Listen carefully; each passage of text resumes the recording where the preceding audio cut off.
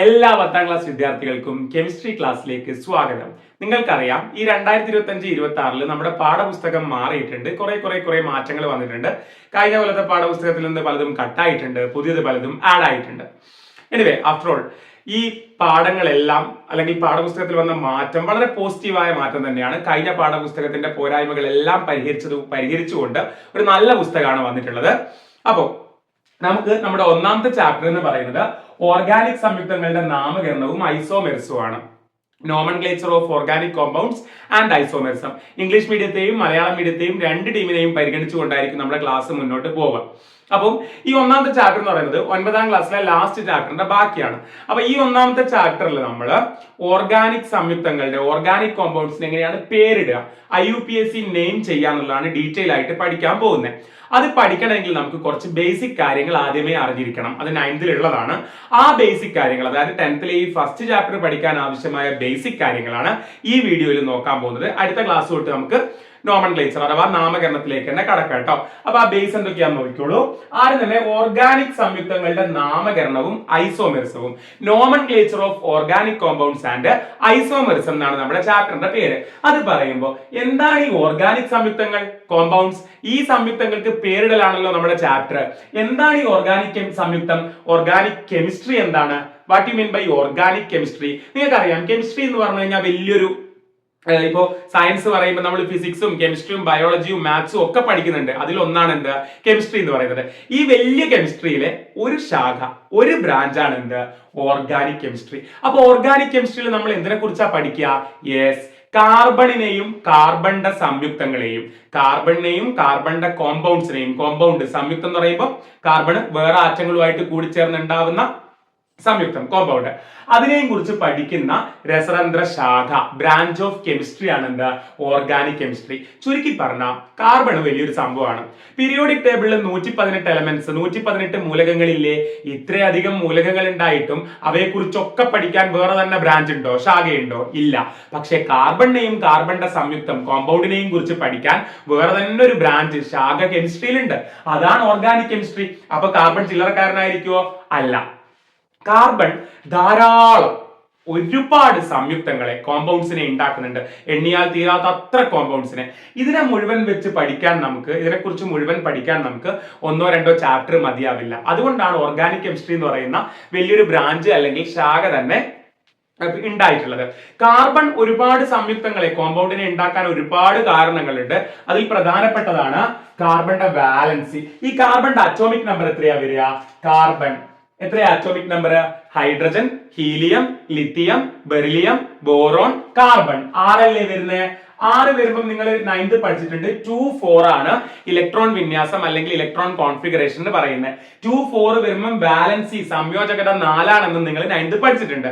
Anyway, valency അല്ലെങ്കിൽ സംയോജകത 4 എന്ന് പറഞ്ഞതിന്റെ അർത്ഥം എന്താ? ഒരേ സമയം കാർബണിന് 4 ബന്ധനങ്ങളിൽ, 4 ബോണ്ടിങ്ങിൽ ഏർപ്പെടാൻ പറ്റും. 4 ആറ്റമായിട്ടൊക്കെ പ്രവർത്തിക്കാൻ പറ്റും. ഒരു ആറ്റത്തിന് കിട്ടാവുന്ന മാക്സിമം വാലൻസി ആണ് 4. അതിൽ കൂടുതൽ പോവില്ല. ആ മാക്സിമം കാർബൺ ഉള്ളത് കൊണ്ട് കാർബൺ പല ആറ്റങ്ങളായിട്ട് ചേർന്നിട്ട് വെവ്വേറെ കോമ്പൗണ്ട്, സംയുക്തങ്ങളെ ഉണ്ടാക്കും. അതുപോലെ കാർബണിന് ഹയസ്റ്റ് കാറ്റനേഷൻ ടെൻഡൻസി ഉണ്ട്. എന്താ ഈ കാറ്റനേഷൻ? ഒരു മൂലക ആറ്റത്തിന്, ഒരു എലമെന്റിന്റെ ആറ്റത്തിന് അതേ എലമെന്റിന്റെ ആറ്റവുമായിട്ട് പ്രവർത്തിക്കാനുള്ള കഴിവാണ്. മീൻസ് കാർബണിന് കാർബണുമായിട്ട് തന്നെ നന്നായിട്ട് പ്രവർത്തിക്കാൻ പറ്റും. അങ്ങനെയും പല പല പല പല കോമ്പൗണ്ട്സ് ഉണ്ടാവുന്നു. പിന്നെ നേരെയുള്ള തുറന്നു വെച്ച ഓപ്പൺ ചെയിൻ ഉണ്ടാക്കും. ക്ലോസ് ആയിട്ടുള്ള വലയം, റിങ് രൂപത്തിലുള്ള ചെയിൻ ഉണ്ടാവും കാർബൺ. അതുപോലെ തന്നെ ശാഖ, ബ്രാഞ്ച് വരും, ഫങ്ഷണൽ ഗ്രൂപ്പ് വരും. അങ്ങനെ കാർബൺ ആറ്റത്തിന്റെ ഇടയിൽ സിംഗിൾ ബോണ്ട്, ഏകബന്ധനം വരാം, ഡബിൾ ബോണ്ട്, ദ്വിബന്ധനം വരാം, ട്രിപ്പിൾ ബോണ്ട്, ത്രിബന്ധനം വരാം. ഇങ്ങനെ കാർബൺ 1,900 കോമ്പൗണ്ട്സിനെ, സംയുക്തങ്ങളെ ഉണ്ടാക്കുന്നു. അപ്പൊ അതിനെക്കുറിച്ച് പഠിക്കാൻ കെമിസ്ട്രിയിൽ വലിയൊരു ബ്രാഞ്ച്, ശാഖ തന്നെയുണ്ട്. അതാണ് എന്ത്, ഓർഗാനിക് കെമിസ്ട്രി എന്ന് പറയുന്നത്. എന്താണ് ഈ ഹൈഡ്രോ കാർബൺ? ഹൈഡ്രോ കാർബൺ എന്ന് പറഞ്ഞാൽ ആ വാക്ക് സൂചിപ്പിക്കും പോലെ തന്നെ, രണ്ട് മീഡിയത്തിനും അങ്ങനെ തന്നെയാ പറയുന്നത് കേട്ടോ. ഏതെങ്കിലും ടേം ഒരു മീഡിയത്തിന് മാറ്റം ഉണ്ടെങ്കിൽ ഞാൻ ഇവിടെ പറയുന്നതായിരിക്കും. എനിവേ, ഹൈഡ്രോ കാർബൺസ്, ഹൈഡ്രോ കാർബണുകൾ ഹൈഡ്രജനും കാർബണും മാത്രം അടങ്ങിയ സംയുക്തങ്ങളാണ്. എന്താ ഹൈഡ്രോ കാർബൺ? ഹൈഡ്രജനും കാർബണും മാത്രം അടങ്ങിയ സംയുക്തങ്ങളാണ് ഹൈഡ്രോ കാർബൺസ്, ഹൈഡ്രജനും കാർബണും.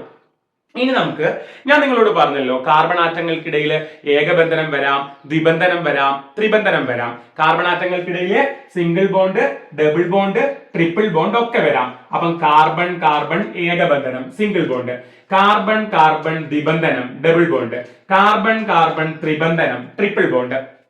അപ്പോ ഇങ്ങനെ വരുമ്പോൾ ഞാൻ നിങ്ങളോട് പറഞ്ഞിട്ടുണ്ട് കാർബണിന്റെ വാലൻസി 4 സംയോജകത എന്ന് പറയും മലയാളത്തിൽ 4 എന്ന് വെച്ചാൽ കാർബണിന് ഒരേ സമയം 4 പേരുമായിട്ട് കെമിക്കൽ റിയാക്ഷൻ രാസപ്രവർത്തനം പറ്റൂ. അപ്പൊ ഈ കാർബണിന്റെ 4 ഒരു ബന്ധനം, ഒരു ബോണ്ട് അടുത്ത കാർബണുമായിട്ട് പോയില്ലേ? പോയി. അപ്പോ ബാക്കി എത്രയുണ്ട്? 4 1 പോയാ 3 ഉണ്ട്. ആ 3 ഞാൻ ഹൈഡ്രജൻ കൊടുത്തു. നമ്മൾ ഇവിടെ ഒക്കെ എഴുതാൻ പോകുന്നത് ഹൈഡ്രോ കാർബൺ ആണ്, ഹൈഡ്രജനും കാർബണും മാത്രമാണ്. അപ്പൊ ഞാൻ എന്ത് കൊടുത്തു? 3 കൊടുത്തു. അപ്പൊ ഈ കാർബണിനോ ഒന്നിപ്പുറം പോയിട്ടുണ്ട് ഒരു ബന്ധനം ബോണ്ട്, ബാക്കി 4 എത്ര? 3. ഇങ്ങനെയാണ് ഹൈഡ്രജൻ ഫില്ല് ചെയ്യേണ്ടത്. പക്ഷെ ഈ കാർബണിന്റെ 2 ബന്ധനം, 2 ബോണ്ട് അടുത്ത കാർബണുമായിട്ട് പോയി, 4 2 ബാക്കിയുള്ളൂ. ഈ കാർബണിന്റെ 2 പോയി ഇപ്പുറത്തുമായിട്ട്, സോ 2 ബാക്കി. ഈ കാർബണിന്റെ 3 പോയിരിക്കുന്നത്, സോ 1 ബാക്കി. ഈ കാർബണിന്റെയും ഇപ്പുറം 3 പോയത് കൊണ്ട് 4 3 പോയാ 1 ബാക്കി. ഈ രീതിയിലാണ് നമ്മൾ ഹൈഡ്രജൻ ഫിൽ ചെയ്യേണ്ടത്. എനിവേ ഒരു സംയുക്തത്തെ, ഒരു കോമ്പൗണ്ടിനെ ഇങ്ങനെ റെപ്രസെന്റ് ചെയ്യുന്നതിന് നമ്മൾ എന്ത് പറയും? കണ്ടൻസ്ഡ് ഫോർമുല എന്ന് പറയും. എന്ത് പറയും? Condensed formula. ഇനി നിങ്ങൾ നോക്കണേ, 2 മീഡിയത്തിലും ഇങ്ങനെ തന്നെയാ പറയാ. ഇനി നിങ്ങൾ നോക്കണം, ഒന്നാമത്തെ കാർബണിന്റെ കൂടെ 3 ഹൈഡ്രജൻ അല്ലേ ഉള്ളേ? 1 2 3, 1 2 3. പിന്നെ ഒരു സിംഗിൾ ബോണ്ട്, ഏകബന്ധനം. അടുത്ത കാർബൺ 3 ഹൈഡ്രജൻ. ഇങ്ങനെ എഴുതി കഴിഞ്ഞാൽ, ഇതിനെ തന്നെ ഇങ്ങനെ എഴുതിയാൽ ഘടനാവാക്യം, otherwise it is called as structure or structural formula എന്ന് പറയും. അപ്പൊ ഒരേ സംയുക്തം, ഒരേ കോമ്പൗണ്ട്, ഇതൊക്കെ എന്താണ്? ഹൈഡ്രോ കാർബൺ ആണ്, ഹൈഡ്രജനും കാർബണും മാത്രമേ ഉള്ളൂ. ഇങ്ങനെ എഴുതിയാൽ കണ്ടൻസ്ഡ് ഫോർമുല, ഇങ്ങനെ എഴുതിയാൽ ഘടന അല്ലെങ്കിൽ സ്ട്രക്ചർ, ഘടനാവാക്യം, സ്ട്രക്ചറൽ ഫോർമുല എന്നൊക്കെ പറയും. അപ്പൊ ഇതെങ്ങനെ എഴുതും? കാർബൺ 2 ഹൈഡ്രജൻ ഉണ്ട്, പിന്നെയോ ഡബിൾ ബോണ്ട് ദ്വിബന്ധനം, പിന്നെയും 2 ഹൈഡ്രജൻ. അടുത്ത കാർബൺ ഇവിടെ 1 ഹൈഡ്രജനേ ഉള്ളൂ, ത്രിബന്ധനം ട്രിപ്പിൾ ബോണ്ട് ഉണ്ട്. അടുത്ത കാർബൺ 1 ഹൈഡ്രജൻ. അപ്പൊ ഇങ്ങനെ എഴുതിയാൽ കണ്ടൻസ്ഡ് ഫോർമുല, ഇങ്ങനെ എഴുതിയാൽ ഘടന അല്ലെങ്കിൽ സ്ട്രക്ചർ. ഇനി വേറൊരെണ്ണുണ്ട്, തന്മാത്രാ സൂത്രം അല്ലെങ്കിൽ മോളിക്കുലാർ ഫോർമുല. മലയാളത്തിൽ ഇതിന് തന്മാത്രാ വാക്യം എന്ന് കൂടി പറയും. മോളിക്കുലാർ ഫോർമുല ഒന്നുമില്ല, കാർബൺ 1 1 2 C2, ഹൈഡ്രജൻ 3 3 6 H6. ഇങ്ങനെ എണ്ണി എഴുതുന്നതിനെയാണ് നമ്മൾ എന്ത് പറയുന്നത്? തന്മാത്രാ സൂത്രം അല്ലെങ്കിൽ മോളിക്കുലാർ ഫോർമുല എന്ന് പറയുന്നത്. Carbon 1 1 2, hydrogen 2 2 4 C2H4, 1 + 1 2, 1 + 1 2 C2H2. അപ്പൊ നിങ്ങൾക്ക് മനസ്സിലായോ? ഇങ്ങനെ എഴുതി കഴിഞ്ഞാൽ ഘടന അല്ലെങ്കിൽ സ്ട്രക്ചർ ഓർ സ്ട്രക്ചറൽ ഫോർമുല, ഘടനാവാക്യം. ഇങ്ങനെ എഴുതിയാൽ കണ്ടൻസ്ഡ് ഫോർമുല, ഇങ്ങനെ എണ്ണി എഴുതിയാൽ തന്മാത്രാ സൂത്രം, തന്മാത്രാ വാക്യം, അതും അല്ലെങ്കിൽ മോളിക്കുലാർ ഫോർമുല. ഇനി ഒരു കാര്യം പറയട്ടെ, ഇവിടെ നിങ്ങൾ കണ്ടു ഒന്നാമത്തെ സംയുക്തം കോമ്പൗണ്ടിൽ ഏകബന്ധനം, സിംഗിൾ ബോണ്ട് മാത്രമല്ലേ ഉള്ളൂ. ഇതുപോലെയുള്ള സംയുക്തങ്ങളെ, ഹൈഡ്രോ കാർബണുകളെ വിളിക്കുന്ന പേരാണ് ആൽക്കെയിനുകൾ. എന്താ? ആൽക്കെയിനുകൾ. മലയാളം മീഡിയം അക്ഷരം ശ്രദ്ധിക്കണേ, ആൽക്കെയിൻസ്. അപ്പൊ ആൽക്കെയിൻസ് എന്താ? കാർബൺ ആറ്റങ്ങൾക്കിടയിൽ ഏകബന്ധനം, സിംഗിൾ ബോണ്ട് മാത്രം വരുന്ന ഓപ്പൺ ചെയിൻ ഹൈഡ്രോ കാർബണിന്റെ, ഓപ്പൺ ചെയിൻ തുറന്നു വെച്ചിരിക്കുന്ന ചെയിനാ. അതായത് ഓപ്പൺ അല്ലാത്ത ചെയിൻ ഇതാ ഇങ്ങനെയാ വരിക, CH2 CH2 CH2. കണ്ടോ? ഇത് ഓപ്പൺ അല്ലല്ലോ, ഇതിന് നമ്മൾ റിങ്, വലയം എന്നൊക്കെയാ പറയാ. അപ്പൊ ഇതാണ് ഓപ്പൺ, തുറന്നു വെച്ചിരിക്കുന്ന ചെയിന്. അപ്പൊ കാർബൺ ആറ്റങ്ങൾക്കിടയിൽ സിംഗിൾ ബോണ്ട്, ഏകബന്ധനം മാത്രമുള്ള ഓപ്പൺ ചെയിൻ ഹൈഡ്രോ കാർബണിനെ നമ്മൾ എന്ത് പറയും? ആൽക്കെയിനുകൾ എന്ന് പറയും. ഇത് മൊത്തം സിംഗിൾ മാത്രം ആയതുകൊണ്ട് ഈ ആൽക്കെയിനുകളെ നമ്മൾ എന്തും കൂടി വിളിക്കും? പൂരിത ഹൈഡ്രോ കാർബൺ അഥവാ സാച്ചുറേറ്റഡ് ഹൈഡ്രോ കാർബൺ എന്ന് കൂടി വിളിക്കും. മൊത്തം സിംഗിൾ ബോണ്ട്, ഏകബന്ധനം മാത്രമായതുകൊണ്ട് അങ്ങനെ ഒരു പേര് കൂടി ഉണ്ട്.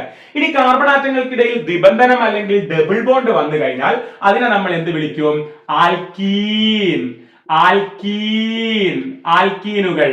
ത്രിബന്ധനം അല്ലെങ്കിൽ ട്രിപ്പിൾ ബോണ്ട് വന്നു കഴിഞ്ഞാൽ ആൽക്കൈൻസ്, ആൽക്കൈനുകൾ. ഇതാണ് ഞാൻ അക്ഷരം ശ്രദ്ധിക്കാൻ പറഞ്ഞത്, ചെറിയ വ്യത്യാസമേ ഉള്ളൂ. எனவே ഇംഗ്ലീഷ് പറയുന്നതായിരിക്കും ഇത് കൂടുതൽ നല്ലത്. ആൽക്ക്, ആൽക്ക്, ആൽക്ക് എല്ലാവരുടെയും കോമൺ ആണ്. NES NES NES എല്ലാവരുടെയും കോമൺ ആണ്. ആകെ വ്യത്യാസമുള്ളത് ഈ എയും ഇയും വൈയും മാത്രമാണ്. അതൊരു ഓർഡറിലാണ് ഉള്ളത് കേട്ടോ, സിംഗിൾ ഡബിൾ ട്രിപ്പിൾ AEY.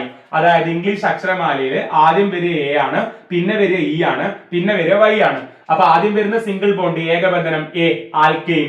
പിന്നെ വരുന്ന ദ്വിബന്ധനം ഡബിൾ ബോണ്ട് ഇ, ആൽക്കീൻ. പിന്നെ വരുന്ന ട്രിപ്പിൾ ബോണ്ട് ത്രിബന്ധനം വൈ, ആൽക്കൈൻസ്. ഓക്കെ, അപ്പോൾ ആൽക്കൈന് മൊത്തം ഏകബന്ധനം സിംഗിൾ ബോണ്ട് ആയതുകൊണ്ട് നമ്മൾ എന്ത് പറഞ്ഞു? പൂരിതം, സാച്ചുറേറ്റഡ് എന്ന് പറഞ്ഞു. എന്നാൽ ആൽക്കീനും ആൽക്കൈനും അതിൽ മൊത്തം സിംഗിൾ ബോണ്ട്, ഏകബന്ധനം അല്ല, ഇടയിൽ ദ്വിബന്ധനം, ത്രിബന്ധനം, ട്രിപ്പിൾ ബോണ്ടും ഡബിൾ ബോണ്ടും ഒക്കെ വരുന്നുണ്ട്. അതുകൊണ്ട് ആൽക്കീനെയും ആൽക്കൈനെയും ചേർത്തിട്ട് എന്ത് പറയും? ഇത് പൂരിതമാണെങ്കിൽ ഇവ രണ്ടും അപൂരിതമാണ്, ഇത് സാച്ചുറേറ്റഡ് ആണെങ്കിൽ ഇവ രണ്ടും എന്താണ്? അൺസാച്ചുറേറ്റഡ് ഹൈഡ്രോ കാർബൺസ് ആണ്. മനസ്സിലായിട്ടുണ്ടാവും എന്ന് വിചാരിക്കുന്നു.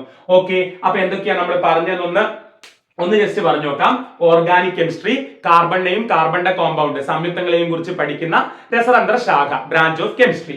എന്തുകൊണ്ട് അങ്ങനെ ഒരു ശാഖ തന്നെ വേണ്ടി വന്നു? കാർബൺ അത്രയധികം സംയുക്തങ്ങളെ, കോമ്പൗണ്ടുകളെ ഉണ്ടാക്കുന്നു. അപ്പൊ അതിനെ കുറിച്ച് പഠിക്കാൻ ഒരു ബ്രാഞ്ച് തന്നെ വേണ്ടി വന്നു. ദെൻ ഹൈഡ്രോ കാർബൺസ്, ഹൈഡ്രോ കാർബണുകൾ, ഹൈഡ്രജനും കാർബണും മാത്രമുള്ള കോമ്പൗണ്ട്സ്, സംയുക്തങ്ങൾ, ഇതൊക്കെ ഹൈഡ്രോ കാർബണാണ്. ഹൈഡ്രജനും കാർബണും മാത്രമേ ഉള്ളൂ. അപ്പൊ ഒരു സംയുക്തം കോമ്പൗണ്ടിനെ ഇങ്ങനെ എഴുതിയാൽ കണ്ടൻസ്ഡ് ഫോർമുല, ഘടന or structure, molecular formula or തന്മാത്രാ സൂത്രം. ഓക്കെ, ഇതിൽ തന്നെ ഏകബന്ധനം മാത്രമാണെങ്കിൽ ആൽക്കൈന്, ദ്വിബന്ധനം വന്നാൽ ആൽക്കീന്, ത്രിബന്ധനം ട്രിപ്പിൾ ബോണ്ട് വന്നാൽ ആൽക്കൈന്. ഏകബന്ധനം മാത്രമായതുകൊണ്ട് ആൽക്കൈനെ നമുക്ക് പൂരിത hydro carbon or saturated hydro carbon എന്ന് പറയാം. ഇത് രണ്ടും ആൽക്കീനും ആൽക്കൈനും അപൂരിതം, അൺസാച്ചുറേറ്റഡ് ആണ്. ഇനി ഒരൊറ്റ പോയിന്റ് കൂടി നമുക്ക് ബേസ് ആയിട്ട് പഠിച്ചു വെക്കാം. പദമൂലം അല്ലെങ്കിൽ വേർഡ് റൂട്ട്. ഇതൊക്കെ ഈ പറഞ്ഞത് മുഴുവൻ നിങ്ങൾ 9th പഠിച്ചതാണ്, അതും 9th ഉണ്ട്. അതായത് നമ്മൾ ഈ ചാപ്റ്ററിൽ മൊത്തം ഓർഗാനിക് സംയുക്തങ്ങളുടെ നാമകരണം, നോമൻക്ലേച്ചറാ പഠിക്കാൻ പോകുന്നത്. പേരെങ്ങനെയാ ഇടുക, പേരിടാനുള്ള നിയമത്തിൽ നിങ്ങൾ ആദ്യം പഠിക്കേണ്ടത് ഈ വേർഡ് റൂട്ട് അല്ലെങ്കിൽ പദമൂലമാണ്. അതായത് ഒരു കാർബൺ ഉണ്ടെങ്കിൽ മീത്, ഞാൻ എഴുതുന്നില്ല, നിങ്ങൾക്ക് ഇത് അറിയാം, 9th ഉണ്ടായിരുന്നു. 2 carbon eth, 3 prop, 4 but, 5 pent, 6 hex, 7 hept, 8 oct, 9 non, 10 dec. ഇത് നിങ്ങളുടെ ടെക്സ്റ്റിലും ഉണ്ട്. അത് മാത്രമല്ല 9th പഠിക്കുകയും ചെയ്തിട്ടുണ്ട്. ഇംഗ്ലീഷിലും മലയാളത്തിലും ഒക്കെ ഒരേ ടേംസ് തന്നെയാണ്. Meth, eth, prop, but, pent, hex, hept, oct, non, dec. ഒന്നുകൂടി പറയാം. Meth, eth, prop, but, pent, hex, hept, oct, non, dec. Okay, ടെക്സ്റ്റിൽ അത് അങ്ങനെ തന്നെ കൊടുത്തിട്ടുണ്ട്. ഇവിടെ നമ്മുടെ 9th ടെക്സ്റ്റിൽ കേട്ടോ, 9th ടെക്സ്റ്റിൽ ഉണ്ടായിരുന്നു. അത് നിങ്ങളൊന്ന് റെഫർ ചെയ്യാൻ ഞാൻ ഇവിടെ എഴുതി കാണിക്കണ്ടല്ലോ. വേണമെങ്കിൽ ഇതാ മീത്, ഇത് മലയാളത്തിൽ ചിലര് മെത്ത് എന്നൊക്കെ വായിച്ചു കളയാറുണ്ട്.